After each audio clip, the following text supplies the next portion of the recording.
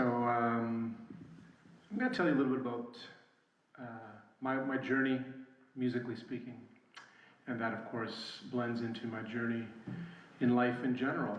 So I'm going to talk about how I incorporate world music into my music, into jazz, and into what I do, what I compose, and what I play. And so I actually did a little presentation for a group of students, teaching them how to do this. I'm not going to do that to you today, but I'm going to take a couple of ideas from that. So incorporating elements of music from around the world and fusing it into a jazz foundation, in my case, is one of my favorite things to do. And it's where a lot of my musical sound comes from. I incorporate Brazilian music, a little bit of Cuban music, Indian music, and Hungarian music into my compositions and improvisations, as well as smatterings of other cultures as well. As I continue my journey, I'm sure other types of music will start to find their way into what I do as well. So I hope to continue doing this in the future. It's important to understand that incorporating these kinds of elements is to understand and relax in the knowledge that all of the places that I've visited, and all the countries and all the cultures that I've been to, all of them have been thrilled, these people have been thrilled that I value their culture, music, and language enough to want to study it. Never have I encountered any kind of people that have been threatened by this. If you recognize that you're playing this music, it's absolutely not threatening to that culture and those people, but a source of pride for them. Remember, all human invention and all human art is a process whereby knowledge is passed on, knowledge is built upon, and new styles come as a result of changing old ones. But the foundations are always being added to, and nobody ever invents anything from absolutely nothing. Humanity is a continuous process, so do not be ashamed to use elements from beautiful things that you value. Just give them the respect and credit that it deserves, and you're doing a beautiful thing. And that's my opinion. And then I went on to talk about how they should do this. One of the things that I say is that you study the culture, you study the music, and you can watch some YouTube videos about it, start to get a basic knowledge if you don't have the resources to travel, and allow some of this to enter your own being. And then for the musicians, you can take an element that you find unique and mix it into your own playing. So let me talk about first Hungarian music. Now, of course, I'm Hungarian, was born there, and it's in my genes, so to speak, but it's also, when I was a little kid, we're singing Hungarian music. Then as I started learning piano, I was 7 years old, and right away, even before then, my dad was singing Hungarian folk songs. I was clapping, he was teaching me rhythms. My dad is the one who got me into music, and my brother as well, both of us. So Hungarian music is an important part of what I do. So eventually I started to write pieces that incorporate some of these rhythms, these scales, and sort of just the whole vibe of it. This first piece I'm going to play for you, it's sort of almost like a Hungarian popular song, we call it. We have just folk songs, and then there's popular songs which were written more recently, but they still incorporate that kind of feeling. This is called Evening by the Danube, or Este a Dunánál. If you've ever been to Budapest and you've gone down to the Danube River there, at night it's very, very charming, and in the daytime it's beautiful, a lot of things going on. So anyway, a little bit of a mood-setting thing for you here. And I'm going to get Dick to join me. And by the way, Dick's done a wonderful job. He's sight reading most of these things, so please give it up for Dick. Okay, here we go. 1, 2, 3, 2, 3.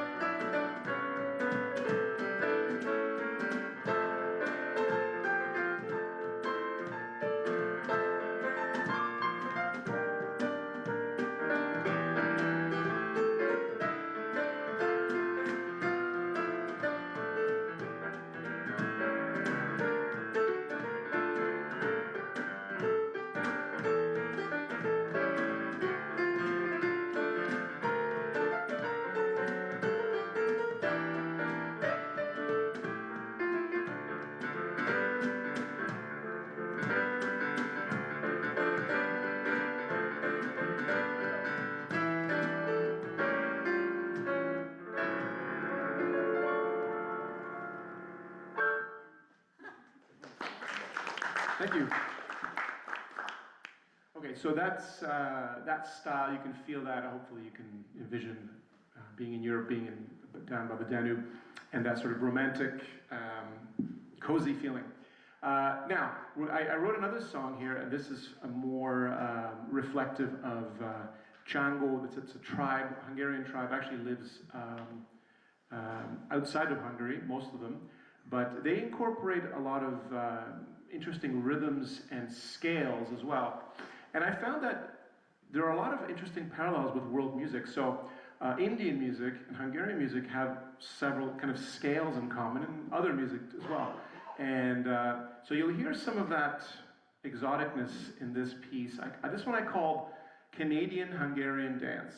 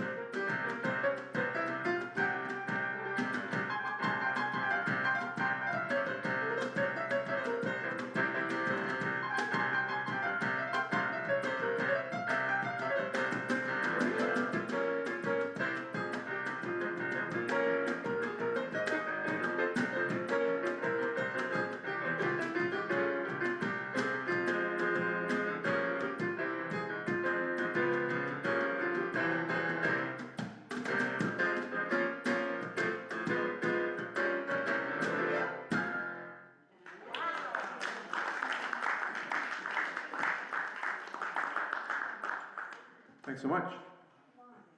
I gotta keep an eye on the time. Okay, so there are of course many Hungarian style tunes that I've written. That's a couple there that I've shown you. Now, I'm going to actually sort of use the next piece that I call Wandering Tribes to bridge the Hungarian and Indian side of things. I spent some time in India. I toured with very, very famous Indian musicians, and the main musician was so famous that he was able to get a lot of other famous musicians to tour with him. His name is A.R. Rahman, and he's the guy who, you probably know him from Slumdog Millionaire. He was the composer for that. He won a couple of Oscars. But in India, he's extremely famous. And even at that time, he had sold over 100 million albums. So that was a pretty big deal. But anyway, so think like huge stadiums, thousands, tens of thousands of people. And the stage is filled with dozens of musicians, including myself. And so I got a lot of really good taste for all kinds of things. And that was some Bollywood, but also some classical Indian music. And I started studying that. I kind of felt like I had to, but I also really enjoyed it.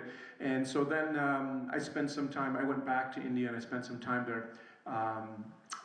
The story is that I was going to, hang out with a friend of mine who I met on this tour, a tabla player, wonderful player. And, I said, hey, as soon as I get there, can I stay at your place for a night? And then I'm going to find an Airbnb. And anyway, the short of it is that I ended up staying there the whole time. He insisted that I stay. So I lived his life for a month and went to rehearsals and concerts and all kinds of things. And they were speaking Hindi most of the time. So I'm pretty good at picking up languages, and you get the rhythm of it at first, the melody, and sometimes they would remember I was there and I was like, oh yeah, let's speak some English. But most of the time I'm just sort of getting that. And I've had that experience in other countries, Korea and so on, where they're just speaking that language and over, and you just sort of start to get the meaning of, that's how I learned English, to be honest. I didn't speak a word when I came to Canada. And my parents were never big on, worrying about pandering to. They just threw me in regular school. So I remember the very first lesson, I sat there and I didn't understand what was going on until the very end of the lesson. I realized, oh yeah, we're talking about capital letters. I think I was 10. So, but I pick up languages pretty quickly. I think that translates into music as well. So in any case, this is called Wandering Tribes, and I just want to show you this song because there's a few Indian elements. Wandering Tribes refers to the Hungarian tribes that were wandering around before they settled in the land that's Hungary, and they formed, all the tribes were united and they formed a big country, which was like that for 1,000 years until the end of World War I, at which point it was split apart. Nobody knows this kind of story where Hungary was one big country for 1,000 years, and then just the 19th or 20th century, it was divided. So there's a lot of Hungarians living in all these other countries that are now minorities suddenly, like Transylvania, which is where Unitarians come from. That's Erdély. It's a huge place, and I've been there. And those Hungarians are very, very tough Hungarians. They stubbornly stick to being Hungarian, so they refuse to be changed no matter how hard that government tries, and other places as well. But anyway, so this song is about that, but it also incorporates, I'll show you, an Indian sort of thing and various other scales and so on. But this idea of a trital, which is just 3 musical elements that happen in rhythmically and melodically in succession, and that sort of signals the end of a phrase, and it goes like this. So that's 3 times that same phrase. And that, they use that as a cue in Indian music. It's very basic, but it's a beautiful thing that you can hear all over the place. So let's play a little bit of this. Here we go. Yeah.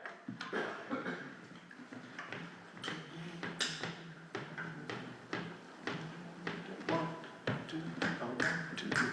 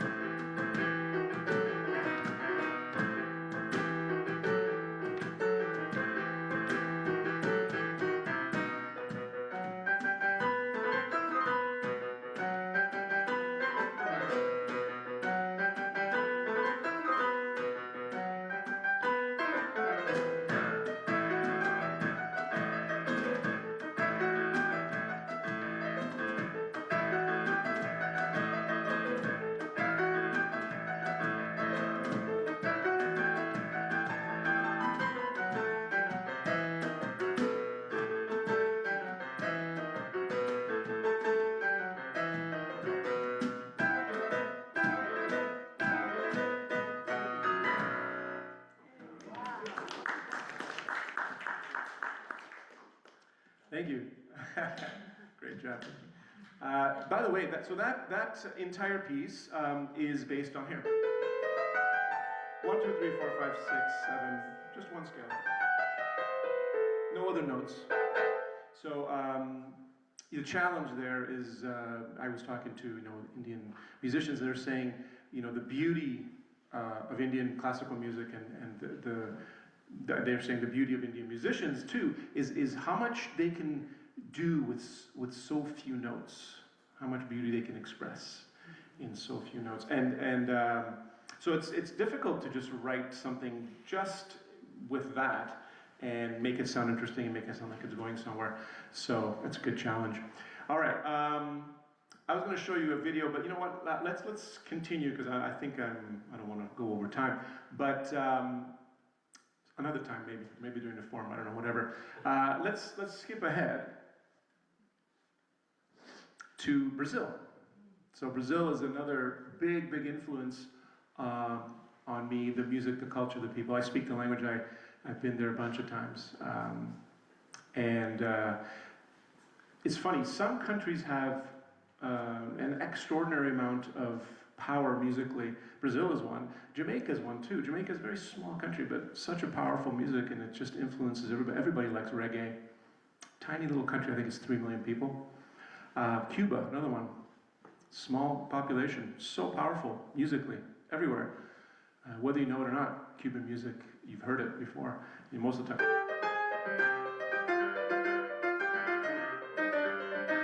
That kind of feeling, it's mostly coming out of Cuba. I spent some time there as well studying that. It's tricky. But going to Brazil, that's not a tiny country, that's a huge country. But again, through the history of it, let me just speak about it for 1 second.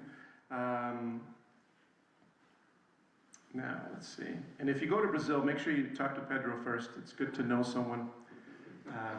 You don't want to just go there alone and just sort of figure it out. Especially not in a big city, you might get in trouble.